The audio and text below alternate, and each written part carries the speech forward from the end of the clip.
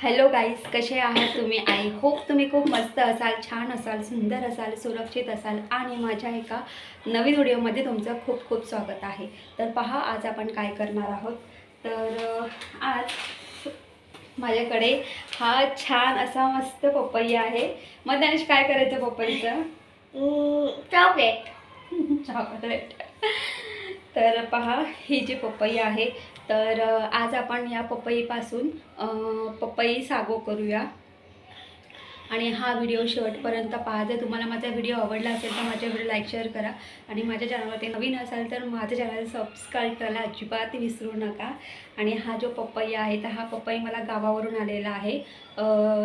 3-4 दिवसांपूर्वी पप्पा आले होते. पप्पांनी शेवग्याच्या शेंगा, त्याचबरोबर शेवग्याच्या झाडाचा पाला, फुलंसुद्धा आणली होती.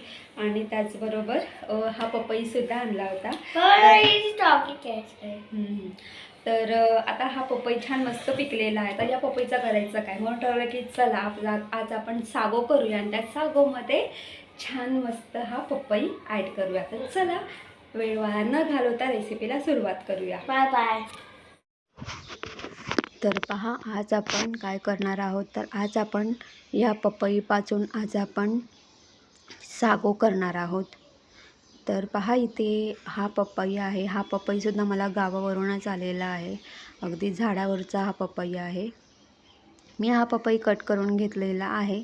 आता एका पपईचे आपल्याला अशा पद्धतीने 2 भाग करायचे आहेत आणि त्यातला हा जो बी आहे, तो बी आपल्याला काढायचा आहे. आता पहा, मी तर बिल्डिंगमध्ये राहते, त्याच्यामुळे हा जो पपयाचा बी आहे, तर मी तर डिस्कार्ड करणार आहे. जर तुमचं बैठे घर असेल तर त्यावेळेस तुम्ही हे पपईचं बी फेकून न देता तुम्ही जमिनीमध्ये हे बी तुम्ही लावू शकतात. आणि या बीमुळे पपईचं झाड येतं. खरं म्हणजे गावालासुद्धा आई हेच करते. एक पपई कापला, त्याचं जे बी येतं, म्हणजे जे बी आहे, तर ते बी आई सरळ म्हणजे थोडा वेळ आई ते बी सुकवते आणि उन्हामध्ये सुकवते आणि मग ते जमिनीमध्ये लावते.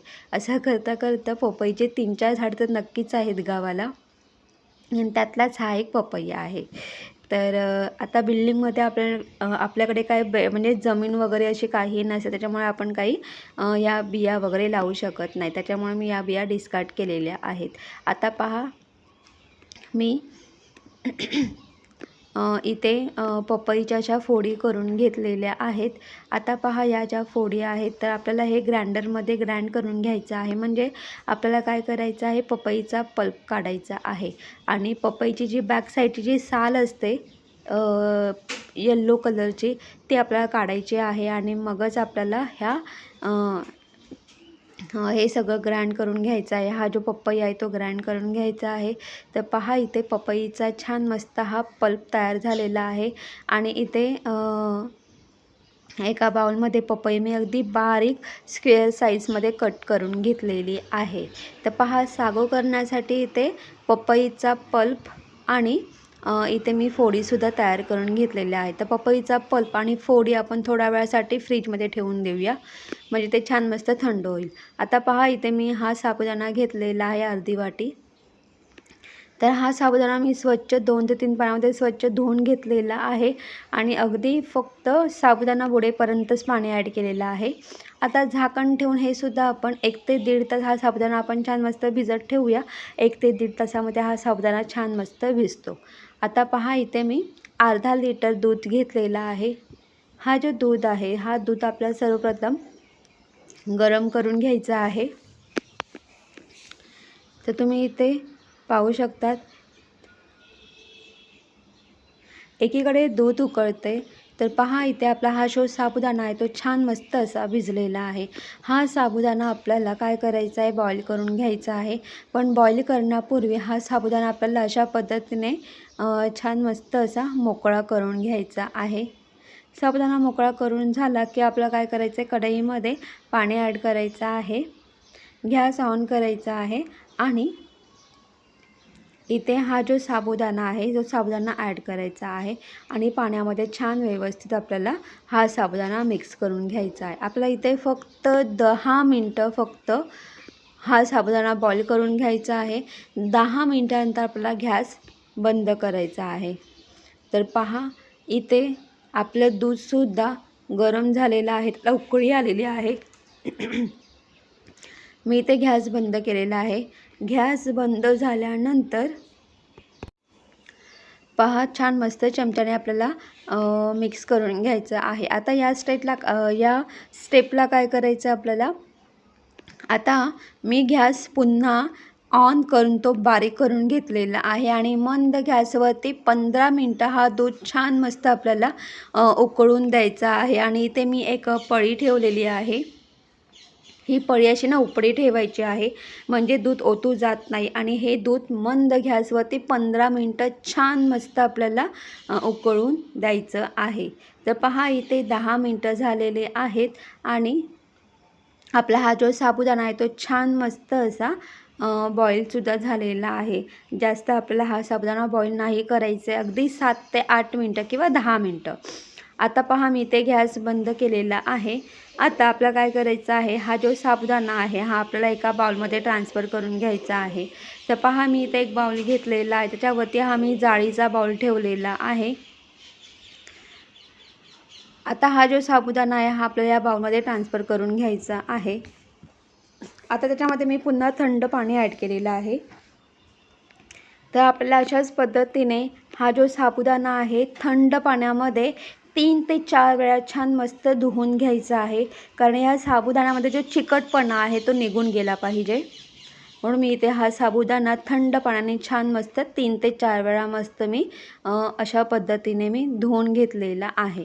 आता धुवून घेतलं म्हणजे फक्त पाणीच ॲड करायचं आहे. त्यातला जो चिकटपणा आहे ना तो निघून जातो. तुम्ही पाहू शकता बाउलमध्ये छान मस्त स्वच्छ पाणी आहे, म्हणजे आता पूर्णपणे चिकटपणा निघून गेलेला आहे. आता हे असंच साबुदाणा ठेवायचा आहे, जेही काही पाणी एक्स्ट्रा असेल तो निघून जाईल.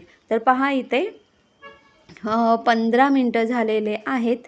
आता इथे आपल्याला साखर ॲड करायची दुधामध्ये. आता ही जी साखर आहे, साखर तुम्ही तुमच्या आवडीनुसार ॲड करू शकतात. इथे मी फक्त अर्धी वाटी साखर ॲड केलेली आहे, म्हणजे तुम्ही तुमच्या आवडीनुसार कमी जास्त साखर करू शकतात. साखरसुद्धा छान मस्त दुधामध्ये मिक्स करून घ्यायची आहे. 5 मिनटानंतर गॅस बंद करायचा आहे आणि गरम दुधामध्ये साखर लवकर विरघळते. तर पहा इथे मी एक काचेचा बाउल घेतलेला आहे. काचेच्या बाउलमध्ये हा गरम केलेला दूध ॲड करायचा आहे. आता पहा इथे मी दूध एका बाउलमध्ये काढून घेतलेला आहे. आता पहा इथे आपल्याला काय करायचं आहे, आपण जो पपईचा पल्प तयार केला होता तो सुद्धा ॲड करायचा आहे. त्याआधी मी इथे दूध पावडर ॲड केलेली आहे 2 चमचे, म्हणजे दुधाला छान मस्त हलका असा घट्टपणा येईल म्हणून मी इथे दूध पावडर ॲड केलेली आहे. किंवा तुम्ही इथे 2 चमचे तुम्ही इथे कस्टर्ड पावडरसुद्धा तुम्ही ॲड करू शकतात, 1 ते 2 चमचे. तर पहा आता हा जो पपईचा पल्प आहे हा ॲड करूया. आता मी थोड्या वेळासाठी फ्रीजमध्ये ठेवला होता, त्याच्यामुळे हा पपईचा पल्प हलका असा घट्ट झालेला आहे. आता छान मस्त हा पपईचा पल्प आहे हा दुधामध्ये ॲड करायचा आहे आणि छान व्यवस्थित मिक्स करून घ्यायचा आहे. थोडासा वेळ लागतो मिक्स करायला. तर पहा इथे मी पपईचा पल्प दुधामध्ये मिक्स केलेला आहे.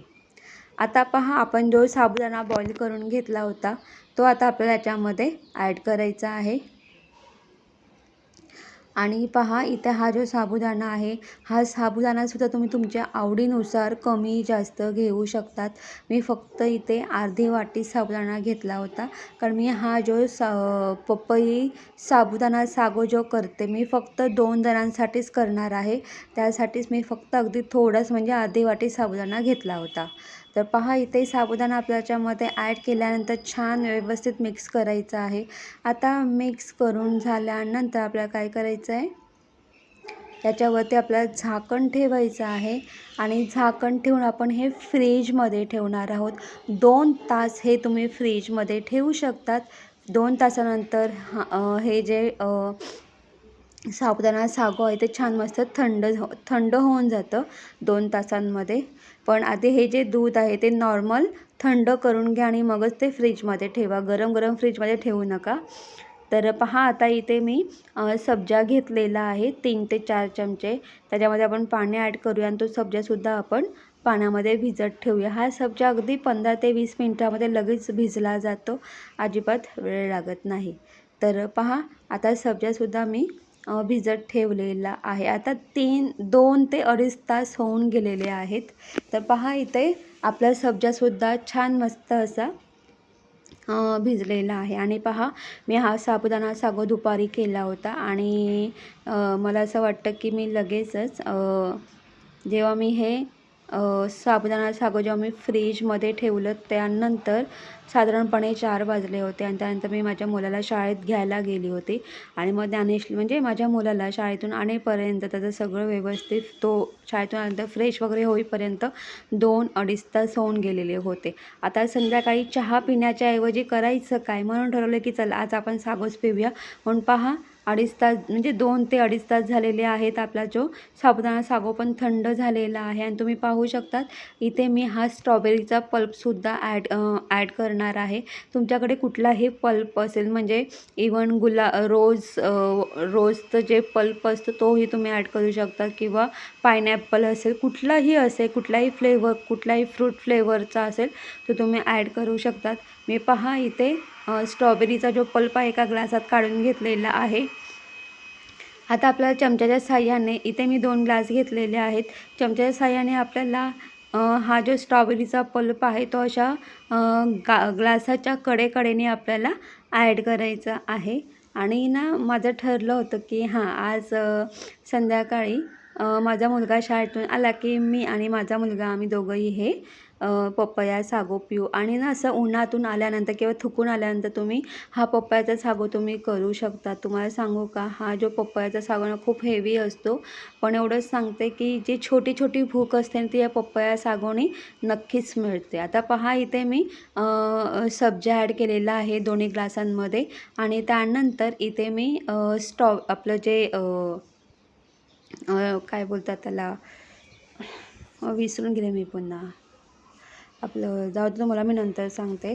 तर पहा इथे मी टुटी फ्रुटी ॲड केलेली आहे येल्लो कलरची टुटी फ्रुटी. आता ही जी टुटी फ्रुटी आहे ना तर ही टुटी फ्रुटी मी घरीच केलेली आहे अगदी आपला जो कलिंगड असतो कलिंगडपासून. आता ही टुटी फ्रुटी ॲड केल्यानंतर आपण जे पपईचे जे स्क्वेअर साईजमध्ये जे छोटे छोटे तुकडे केले होते ते सुद्धा ॲड करायचे आहेत. म्हणजे कट केलेला पपई मी ॲड केलेला आहे. त्यानंतर पहा आपला जो साबुदाणा सागो आहे तो आपल्याला ॲड करायचा आहे.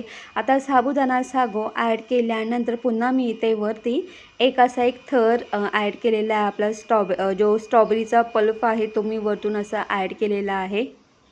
आता स्ट्रॉबेरीचा पल्प ॲड केल्यानंतर पहा आपल्याला वरती काय ॲड करायचं आहे. आणि पहा इथे जसं मी स्टेप बाय स्टेप हे केलेलं आहे तुम्ही कसंही करू शकतात. म्हणजे आधी जसं की पपया सागो ॲड करू त्यानंतर तुम्ही फ्रूट ॲड करू शकता तुमच्या आवडीनुसार. तर पहा आता पुन्हा इथे मी वरती टुटी फ्रुटी ॲड केलेली आहे आणि आपल्याकडे जेही काही ड्रायफ्रूट आहेत तुम्ही ते ड्रायफ्रूटसुद्धा ॲड करू शकता. तर पहा इथे मी आधी टुटी फ्रुटी ॲड केलेली आहे. त्यानंतर मी इथे काजू बदाम त्यानंतर ब्लॅक कलरचे किसमिस ॲड केलेले आहेत. आता माझ्याकडे जे आपले नॉर्मल जे किसमिस असतात ते नव्हते माझ्याकडे संपले होते म्हणून मी इथे ब्लॅक कलरचे जे किसमिस असतात ना मी ते ॲड केलेले आहेत. तर अशा पद्धतीने तुमच्या आवडीनुसार तुम्ही इथे वरती ड्रायफ्रूट ॲड करू शकतात. आणि मी पुन्हा वरतून ड्रायफ्रूट ॲड केल्यानंतर इथे पुन्हा असं ना वरती छान दिसावं म्हणून मी इथे वरतून पुन्हा एकदा स्ट्रॉबेरीचा पल्प मी ॲड केलेला आहे. तर पहा इथे अशा पद्धतीने आपला पपया सागो तयार झालेला आहे.